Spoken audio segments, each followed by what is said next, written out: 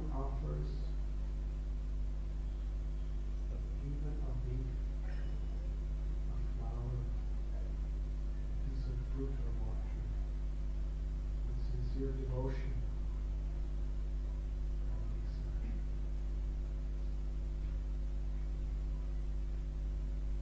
the path of bhakti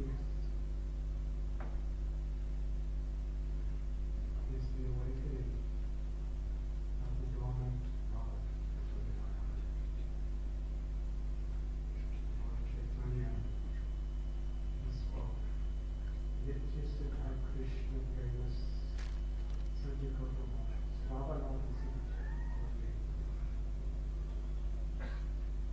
That love for Krishna, the natural compassion and love for everybody, beings, is dormant within the heart of man. Wherever there's life, consciousness, that is the very essence of life. But it has been corrupt. We have been distracted since time constantly bombarded with weapons of mass distraction. But by chanting God's name, by associating with holy people, it's naturally revived. In this verse in the Bhagavad Gita, Krishna is explaining how this perfection of mind is for everyone. There is no material qualification or disqualification. Only the sincere devotion of our heart is required. This is a universal principle. In the Bible, we read about a lady who was something like a prostitute. She was rejected by society. She came to make an offering to Jesus. He accepted it. Even though he was criticized and others were criticized. Because of his sincere devotion. And the Ramayana is a beautiful example of this. In fact, there are thousands of these examples. When Ram and Lakshmana were searching for Sita in the forest, they came to Pampasnova. Place that stood there. It's actually not far from where you are going. It's here. Tree. And they are living in a cave. Sometimes she's a little hut made out of leaves. It was an old lady named Sharma.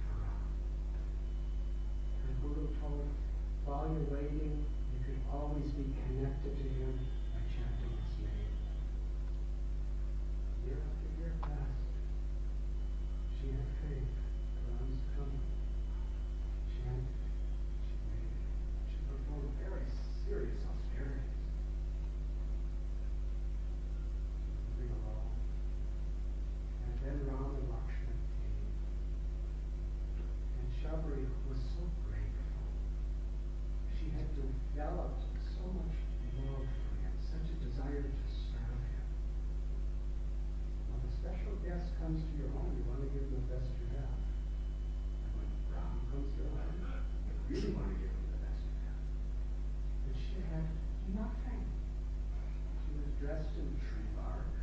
She lived in a cave. She had no money. She had no possessions. But there were some wild fruits that were growing. They're actually berries, little berries. And that was the only thing that was growing around there. But the thing about these berries is if they're ripe or unripe, they look exactly the same. If they're unripe, they're terribly bitter. And if they're ripe, they're very sweet. So she collected a bowl full of these fruits. And she didn't want to give Ram a bitter one. So Ram was sitting, and she was sitting in front of him, and she would take one of those little fruits and bite a piece of it. And if it was bitter, she put it aside for herself. She didn't later, or she didn't want to waste anything. And if it was sweet, she took it out of her mouth and handed it to Ram. And Ram very graciously ate it. And it tasted like nectar. Now, according to procedures of worship, you're not supposed to do like that. You're supposed to eat it after the Lord. She was so simple, but because she was so sincere, Ram tasted in those little fruits something greater than the most magnificent, luxurious feast. Because Patram Pushpam Phalam Phalam, he accepts the devotion. And he said, Shabri, on this day, you will come with me to the spiritual world. And she attained perfection, illumination, mukti, samadhi, and the highest level of going back to the Lord's abode. By simply offering them these little fruits that were just. The name of this fruit is the kapita fruit. And generally, the only people that eat that are monkeys. I used to watch. People don't even take that. It's monkey fruit. She was giving Ram monkey fruit. And on that very day, Ram met a monkey. He was there in that very place, just after Shabri.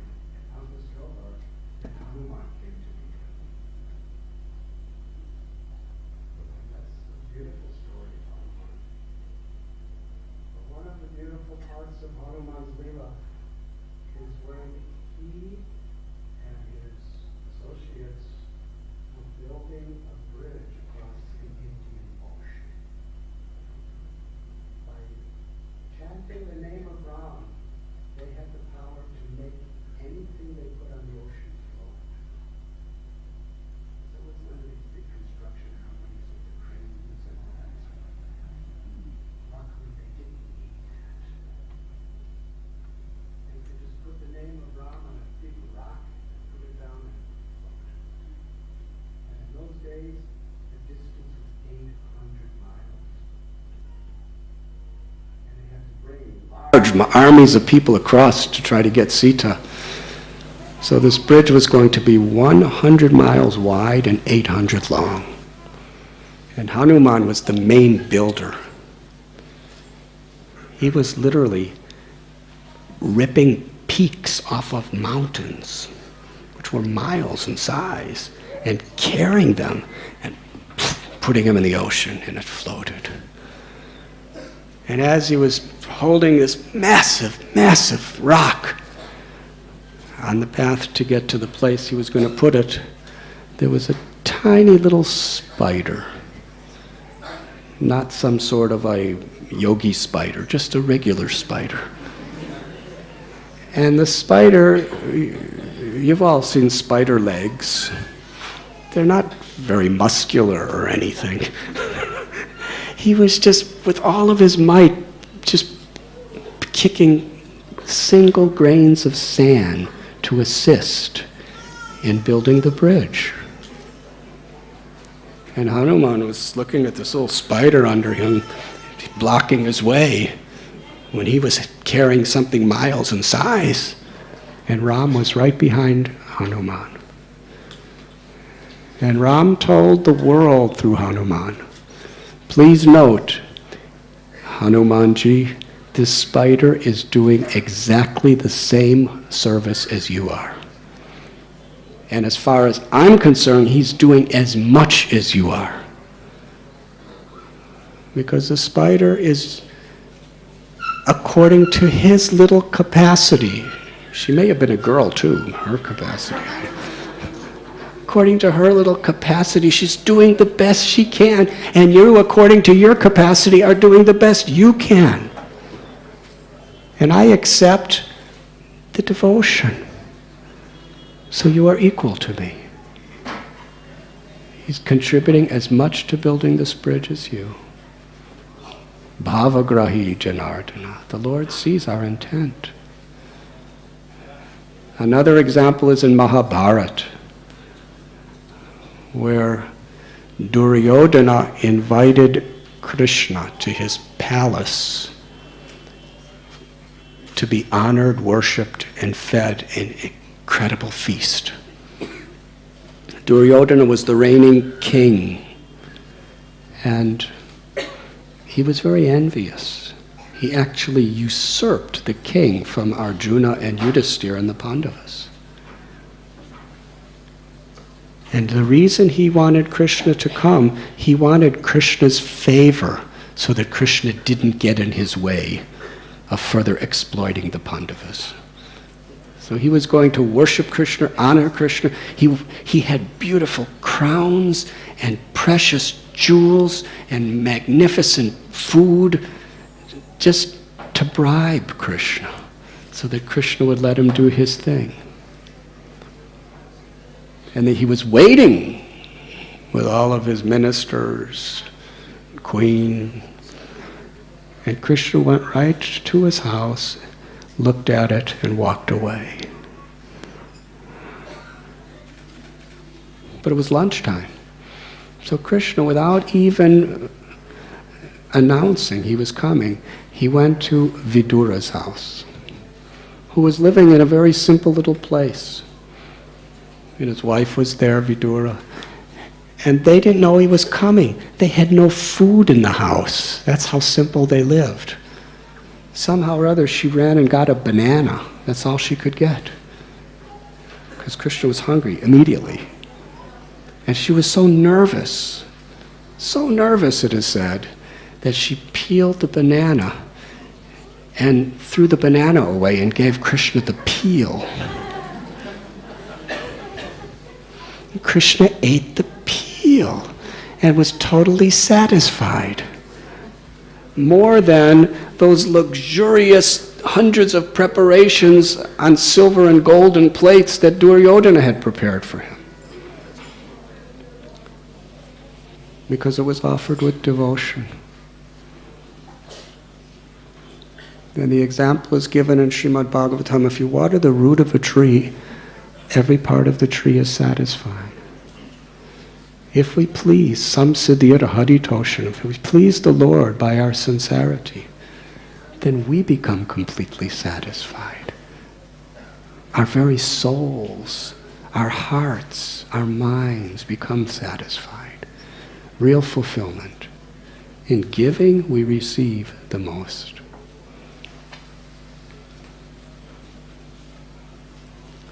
And knowing that every living being is a child of Krishna, to serve the body, minds, and especially the souls, the atmas of other living beings, is the greatest way of finding the true inner fulfillment of pleasing the Supreme Lord. That is bhakti. So today's festival, many of you were here this morning, where there were some hundreds of people plucking flowers. Why do we pluck the flowers? Why don't we just throw the flowers? The idea is a meditation on qualitatively, in this case it's a little quantitative too, giving pleasure. And devotion is oftentimes very much in the detail, the refined detail of our consciousness. Because the whirl of the flower is kind of hard. And sometimes when people throw a flower on you, I don't know, it happens to me sometimes. But the petals never hurt. They're very, very sweet, and they just come on you. So I don't know how many tons of flowers they had. Does anyone know? Any of our managers? Huh? 1,000 kgs? So that means 1 ton, a little over 2,000 pounds, yes? Of flowers. And they got flowers from so many different places in India. They had them shipped in from South India, from North India, from Vrindavan, beautiful roses from Vrindavan, some from our farm, and organic flowers. Try to get the best flowers. And everyone was in circles plucking. There are wealthy, powerful industrialists, politicians, engineers, PhD professor scholars, simple monks, farmers, people who just, live very, simple lives of labor. And when you're sitting, nobody could understand any hierarchy, because we're all in circles around the flowers, plucking, pluck, pluck, pluck, pluck. And it's not a matter of the speed in which we pluck.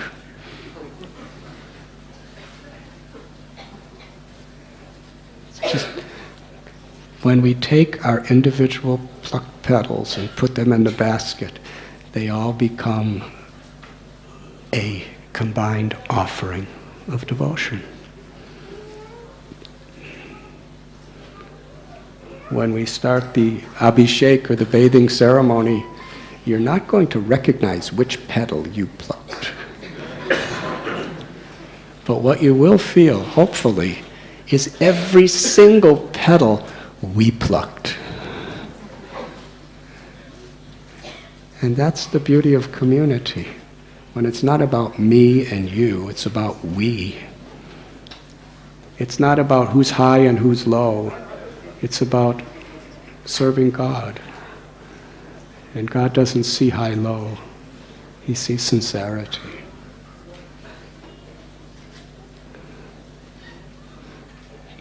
This festival we've been doing for many years. It started by accident,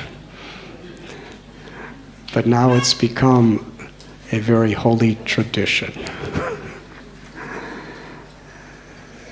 And the idea is celebrating the combined efforts of the whole community in offering our affection, our love, our devotion to the Lord and to each other. And at the end of the flower bathing ceremony of Radha Gopinath, all the flowers become prasad, the grace of the Lord. And by their kindness, through all these windows you see, all the ton of flowers is going to fall on your head. And you're going to be glad you plucked them when they start falling. So thank you so very, very much. And the beautiful thing about a flower festival is there's red flowers and yellow flowers and green flowers and white flowers and orange flowers. There's purple flowers. They have different shapes, different fragrances. And when they're all together, the variety creates more beauty. The different religions of the world, the different races of the world, the different levels of occupational tendencies of people in this world, all these varieties that people have been fighting about, arrogant about, envious about, having wars about, hating about. These same varieties are actually created to create a very, very special beauty within the world and within life, if we just see it in relation to Krishna or to God. A garland, when there's a string, all the different color and shapes of flowers become beautiful.